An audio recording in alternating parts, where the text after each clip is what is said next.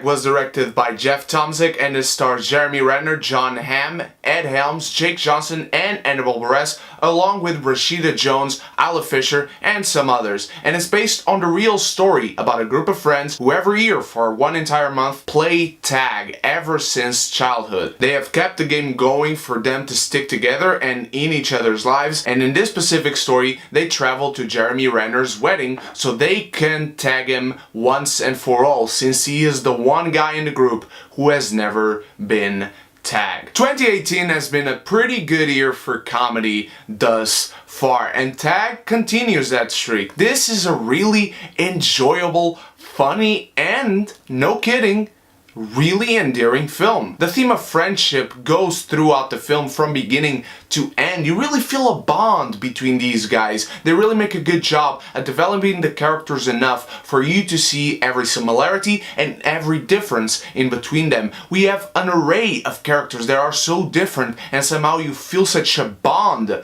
in between them. Ed Helms, who is a guy who is married and has children. Jon Hamm, who is a successful CEO of a company. Jake Johnson, who is the loser with no job, just smokes weed every day with his father. Hannibal Buress is the guy who's having trouble with his marriage, and Jeremy Renner is the guy who's about to get married and he has this really successful life, and he has stayed apart from the group because he is invincible in this game, because he has never once been tagged. That brings a lot to the surface, but it also adds a lot of subtext to the film. It helps it at being compelling and it helps it at being funny. Each of these guys has this very different type of comedy that they bring onto the film, and that really freshens things up each and every subsequent scene. And to my surprise, there are scenes in this film that you could fittingly describe as action sequences. That is, when they're about to try and catch Jeremy Renner's character, everything goes to slow motion and you see him processing everything that he's going to do and everything that he says the others are thinking and doing at that time. And the way they capture action in this film,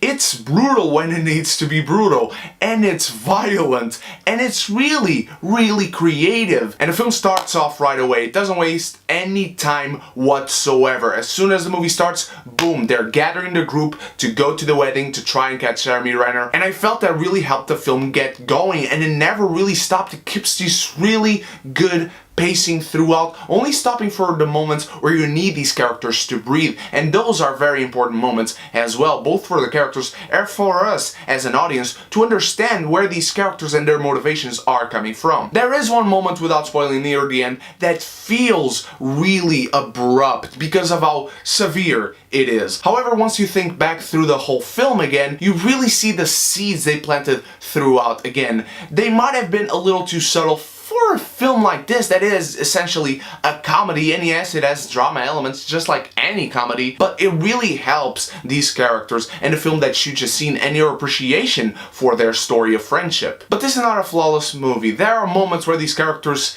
can do things that, realistically thinking, they could be very dark, and they would be very dark, and you think at points that they are a little too unlikable for your taste, but then you think of how they are really close friends since childhood and how you yourself might feel very comfortable at basically doing or saying anything to your childhood friends. And as an audience, yeah, there are moments I felt like that, but on the other hand, I understood how these characters in between them could and were allowed, let's say, to do and say stuff like some of the things in this film. And this film was based on a true story, and Annabelle Wallis is in this film playing the reporter who goes with them to see what this is really about. I enjoyed the fact that they put her in there because supposedly it is what happened at one point in the real guy's life. However, you don't really feel like she needs to be in the film. If you take her out of the movie, she doesn't really need to be there. The movie stays completely the same. And Jeremy Renner's character in this film, he's likable, he's great, he's really funny, he's got a funny bone in him.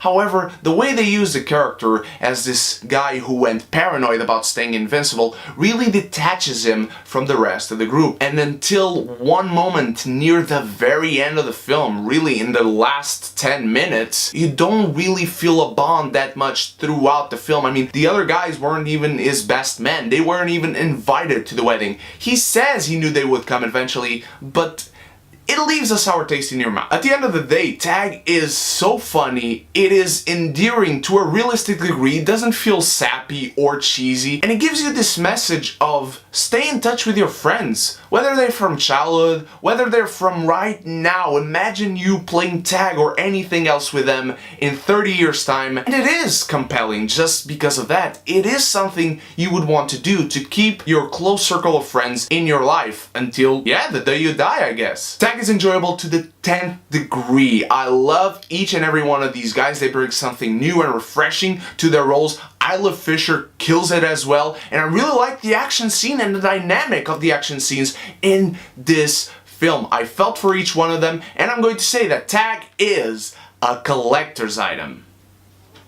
Now, what did you think of Tag, my beautiful geekies? Did you enjoy it? Did you not? Is there a game you play with your close circle of friends from childhood up until this day? Let me know in the comments below, and let me know if you don't, what would you like that game to be? Thank you so much for watching. You guys are the best. Check out my review for Hotel Artemis, and I already uploaded my review for the second Mission Impossible film. And if I'm uploading this on Monday the 9th of July, I'll upload my review of Skyscraper as well later. Thank you so much for watching. You guys are the best, and so until the next review, you stay beautiful, you stay geeky. Subscribe to this channel if you haven't done so yet, and if you want to see more, so you can be geeky united!